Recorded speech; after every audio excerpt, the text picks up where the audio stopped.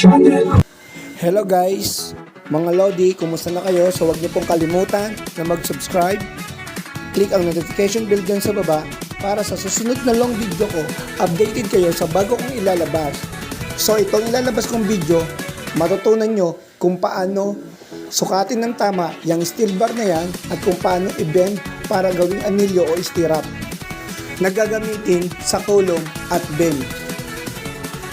Tamang pag-bend at pagsukat ng transverse reinforcing bar. Ito ay ginagamit sa puting ng kulong o foundation. So lahat ng naaayon sa plano ay kailangan masunod. So kung ano nung sukat sa plano, yun din ang susunod.